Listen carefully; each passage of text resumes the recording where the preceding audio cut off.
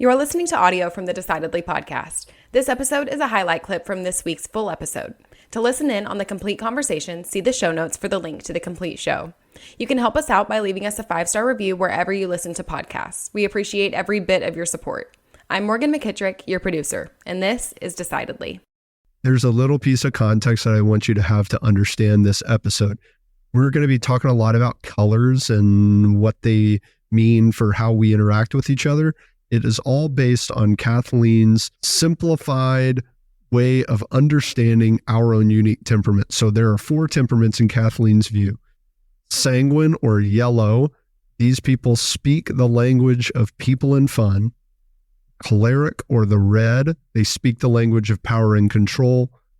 Melancholic or blue, speak the language of order and perfection. And phlegmatic or green, speak the language of calm and harmony. So yellow is people and fun, red is power and control, blue is order and perfection, green is calm and harmony. Write that down. If you're listening and you're getting lost, check the show notes because we've got all this info in there. That'll be helpful for your own understanding of our conversation.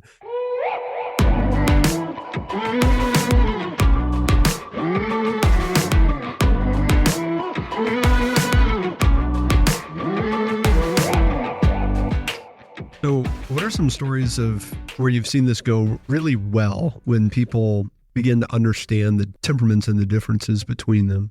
And I love that question because the aha moments I have gotten in 30 years is why I still do what I do. I have seen marriages change overnight. I have seen parent-children relationships restored.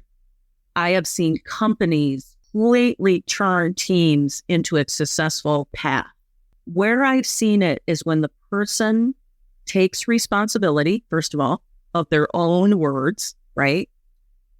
But they take the time to understand how to speak to another person. So I just have so many I could tell you where I have gotten, well, I'll tell you the one that just happened like 2 weeks ago. I had this elderly couple come to my office and they had been married for 52 years. And he was a very strong red and she was a very, greens are very kind and quiet people. Mm-hmm. And he was married to and he was even a military man, and he was married to this just lovely green wife. And they had heard me speak somewhere and they came and he said to me, I love my wife so much, but after hearing about the temperaments, I realized I could love her better and I haven't. So help me speak her language. And then they texted, he said it's already making a difference. Like so 3 days in. What are some of the things that he was doing? What was he doing before or what was he doing after? Yeah, both. Like, what? Okay. Can you help illustrate the difference? Because sure. I imagine that a lot of reds and greens, you tell me if I'm wrong, end up together. It is the highest percentage of marriages, but it is the most difficult combination on the board. Yeah. Because they are polar opposites. And what they share is weaknesses. They're both stubborn and they're both strong-willed. Where the blue and the yellow are also polar opposites, but they share strengths. So they are sensitive and they're creative, so they don't seem to have as much conflict. The red temperament is just what I say to them is they have a very high power bar, but usually their edges are very sharp. They almost talk in a commanding type of tone because they don't like any fluff. So it's just bullet, bottom line. Okay. There's not a lot of emotion in it, right? The green is innately kind. They're great listeners. They're probably the best leaders of people. They're the most adaptable. Okay. So they also, in their weakness, though, have no sense of urgency. So you can already see a problem between the red and the green. He's saying to his wife, honey, we're going to go. Get in the car. Get your stuff in the car now. And she gets resentful at the tone of the red. So what does she do? Yeah, she starts to slow down. Far more of a sin than the for the red temperament. Hurry. for her. Yeah, well, Yeah, for her. that's how reds control, by tone and volume. They think if they say it louder and with a tone, people are going to do it more. But actually, it backfires on them.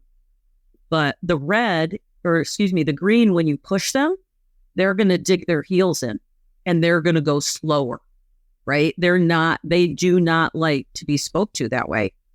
So what he found out was when he, number one, asked her opinion, because the innate needs of the green are harmony, feeling of worth, lack of stress, and respect.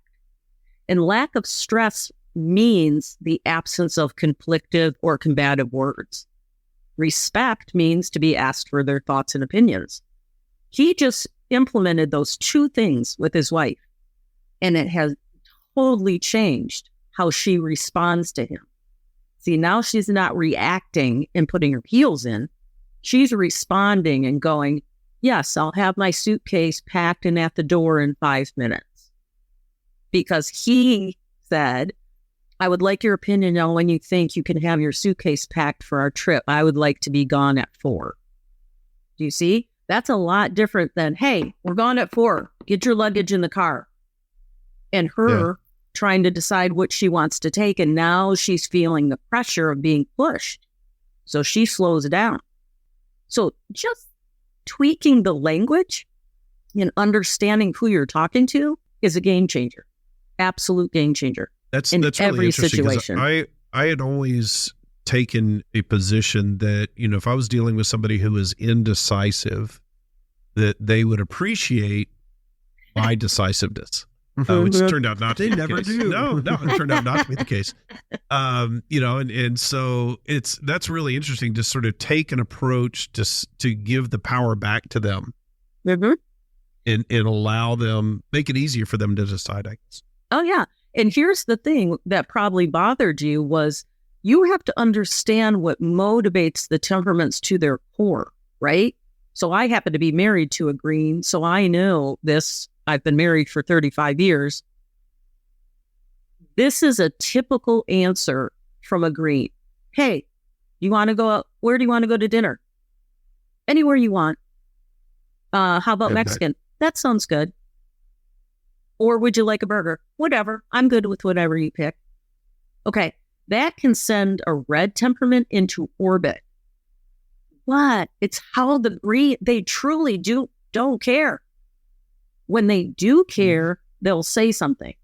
But a lot of times it really just doesn't matter to them. And okay, well, once you understand how would you solve this? Where do you want to go out to eat dilemma? I'm going to reenact growing up with my parents. Hey, where do you want to go to eat? Oh, wherever you want. Just pick something. How about Mexican? No, I just had Mexican yesterday. Okay, well, where do you want to go? Wherever. Just wherever. Pizza? No, I'll feel bloated. Yeah. So she would say that she doesn't care, and then she would care. Yeah. Well, again, here's the thing. It's giving the space. She really doesn't care. If you just got in the car and went to pizza, she would have eaten the pizza. But when you keep putting something in front of somebody, you're not really honoring what they said. She's like, I don't care where we go. All right, we're going to go to pizza. Okay. 8 out of 10 times they would go. They right? don't care enough to make a decision.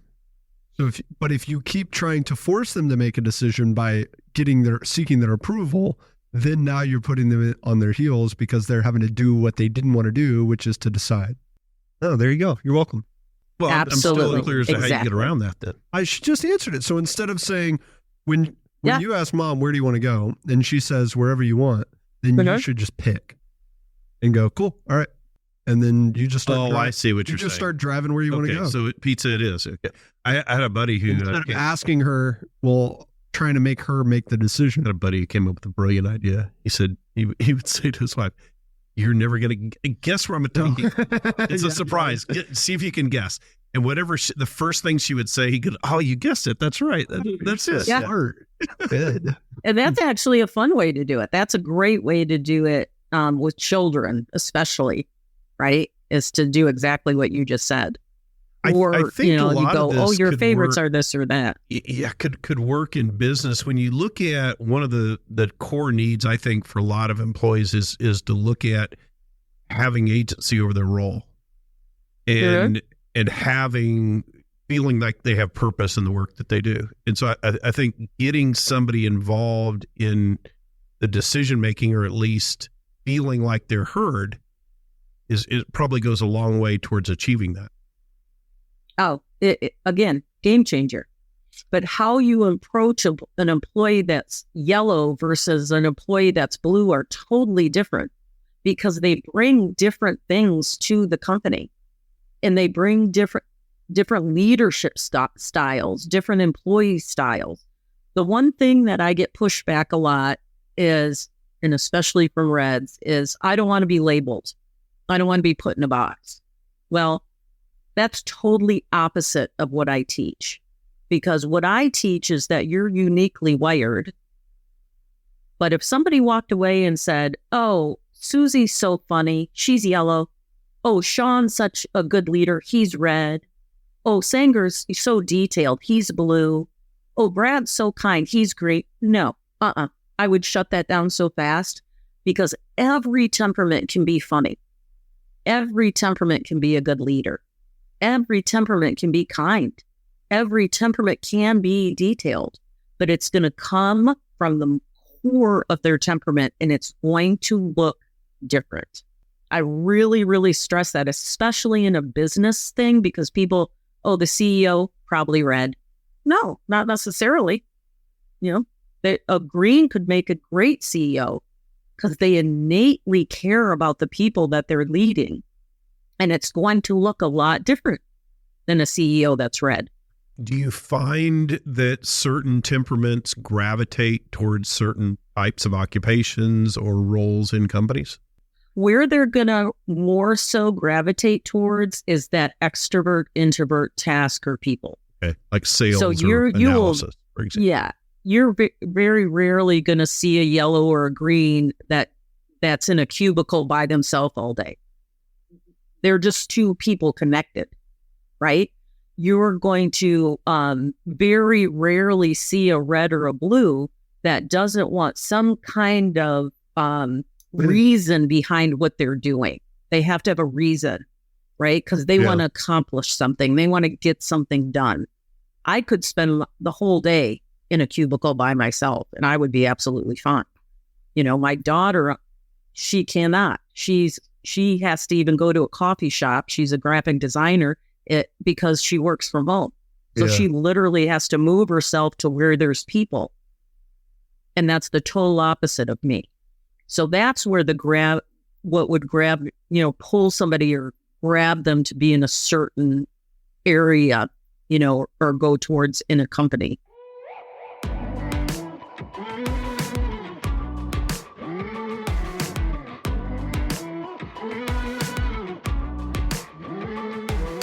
Thanks for making the great decision to listen in to this week's episode highlight. If you want more of what you just heard, see the show notes for the full episode. As always, for the latest decision-making tips, find us on decidedlypodcast.com or on Instagram @decidedlypodcast. And be sure to sign up for our weekly newsletter from the link in the show notes. Don't forget to leave us a 5-star review as well. We read all of your comments, so if you learned some decision-making tips today, let us know. Until next time, this is Decidedly.